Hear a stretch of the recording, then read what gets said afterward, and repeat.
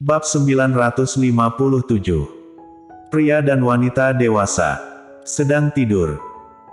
Setelah menerima berita itu, Arthur Xiao sedikit terkejut, karena dia baru saja berbicara dengan Golden Ye tentang bagaimana cara agar Glenn tidak menyadari ada yang berbeda dari Golden Ye saat ini.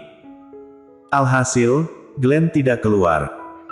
Arthur Xiao menyampaikan berita ke Golden Ye dan meminta pendapatnya dengan tatapan matanya.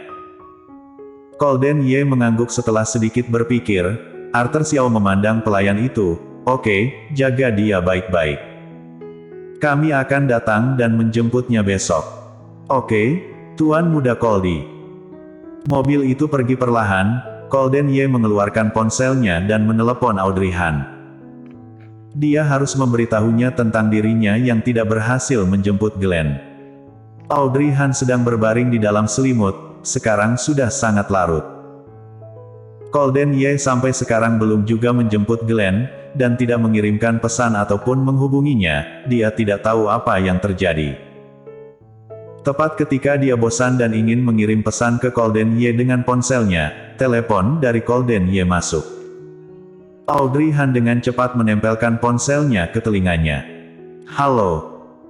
Dari ponsel, Golden Ye sudah dapat mendengar nada khawatir dalam nada Audrey Han. Golden Ye hampir dapat membayangkan ekspresi di wajahnya sekarang, dan tawa rendah keluar dari tenggorokannya. Kamu sesangat cemas itu, iya. Ketika Audrey Han mendengar bahwa Golden Ye berbicara pada dirinya sendiri dengan nada yang sedikit menggoda, dia juga mendengar suara Golden Ye yang sedikit aneh dan terdengar sangat serak, seolah-olah tenggorokannya sedang terluka atau memaksa berbicara ketika dia sedang sakit.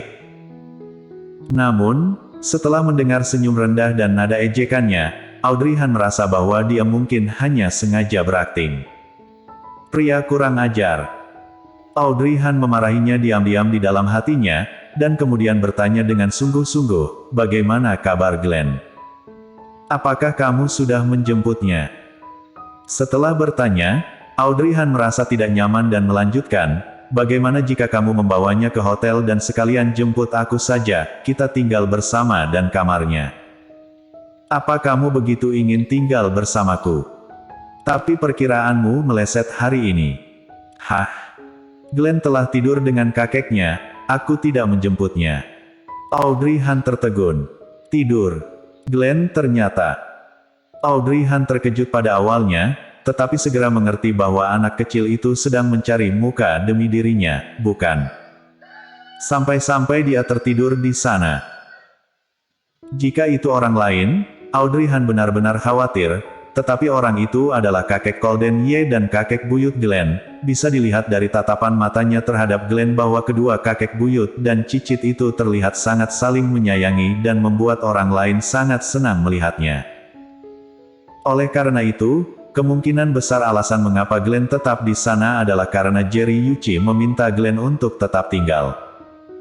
Sehingga Glenn memutuskan untuk tetap di sana. Aku mengerti, kalau begitu kamu. Atau, tatapan mata Golden Ye jatuh ke wajah Arthur Xiao. Arthur Xiao entah kenapa belakang telinganya terasa dingin, dan detik berikutnya dia mendengar Golden Ye bercanda, aku meninggalkan Arthur sendirian di hotel dan pulang tidur denganmu. Arthur Xiao tertegun. Begitu pula dengan Audrey Han. Dia tidak menyangka bahwa kalimat seperti itu akan keluar dari mulut Golden Ye, dan dia mengatakannya dengan sangat terus terang dan terbuka. Sebelum Audrey Han bisa bereaksi, Golden Ye menambahkan, lagi pula, kesempatan kita untuk bermesraan selama 2 hari ini tidak banyak. Bermesraan, pulang dan tidur dengannya. Entah kenapa, Audrey Han memikirkan kejadian di dapur malam itu, saat itu mungkin adalah kesempatan yang akhirnya dia temukan, jadi dia langsung menangkapnya dan menciumnya. Jika dia benar-benar pulang, bukankah itu akan jauh lebih ganas?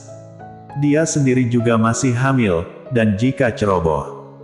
Memikirkan hal ini, Audrey Han segera menolak tawarannya. Tidak boleh. Hah?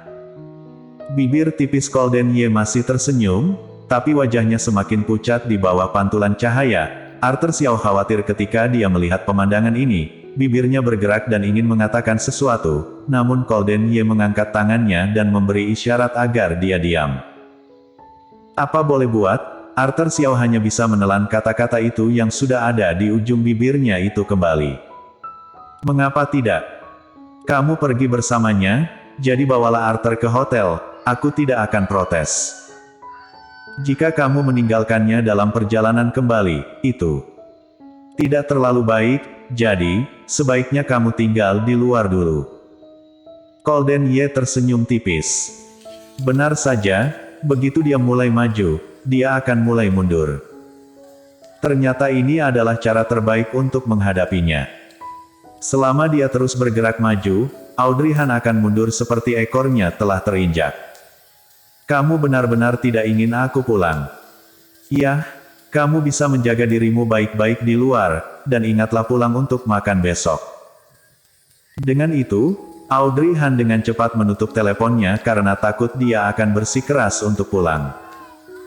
Setelah menutup telepon, Audrey Han melihat ponselnya dan menghela nafas lega.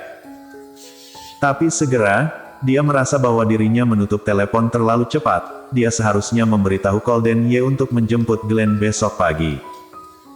Sekarang tidak mungkin baginya untuk menelepon lagi, dia hanya bisa menelepon lagi besok. Dan sisi lainnya, setelah telepon ditutup, senyum tiis di wajah dan mata Golden Ye menghilang. Dia menutup matanya kelelahan, melihat pemandangan ini, Arthur Xiao tidak bisa menahan desahan dalam hatinya. Barusan dia berpikir bahwa Golden Ye akhirnya mendapatkan kembali semangat dan tenaganya ketika mendengar suara nyonya muda, apakah itu semua ilusi? Tuan muda Ye berusaha menahannya, karena dia tahu bahwa nyonya muda akan mengkhawatirkannya, jadi dia mengatakan yang sebaliknya, sehingga nyonya muda secara alami akan mendorongnya menjauh. Harus diakui bahwa taktik ini sangat cemerlang. Namun, itu juga membutuhkan terlalu banyak tenaga. Arthur Xiao menatap wajah lelah Golden Ye dan meningkatkan kecepatannya. Malam ini, Audrey Han tidak terlalu bisa tidur, karena dia tidur terlalu banyak di siang hari dan tidak merasa mengantuk di malam hari. Selain itu, dia khawatir pada keadaan Gita yang tidur sendirian di kamar, jadi sering terbangun ketika dia tertidur, dan kemudian pergi memeriksa Gita. Dia bolak-balik sebanyak 2 kali, setiap kali dia masuk, dia menemukan bahwa Gita tidur nyenyak, bernapas dengan teratur, dan detak jantungnya normal, dia baik-baik saja dan tidak ada masalah. Audrey Han berpikir, mungkinkah ini efek alkohol? Itu sebabnya Gita bisa tidur nyenyak. Kemudian, Audrey Han memutuskan memeriksanya sekali lagi, dan jika Gita masih tidur nyenyak kali ini, dia akan kembali dan tidur dengan tenang di kamarnya. Namun tak disangka, ketika dia bersiap untuk kembali, dia bertemu dengan Audrey Han yang berdiri di pintu. Kembalilah dan tidurlah, aku akan menjaganya di sini. Mungkin karena dia marah pada Audrey Han, tapi sulit untuk mengungkapkannya, jadi Audrey Han hanya bisa berkata masam, tidak baik, bukan? Lagi pula, kalian pria dan wanita dewasa, tidak pantas membiarkanmu untuk menjaganya. Mereka bukan sepasang kekasih ataupun saudara. Mendengar ini, Audrey Han mengerutkan kening dan berkata, pria dan wanita tidak pantas bersamaan dalam situasi tertentu.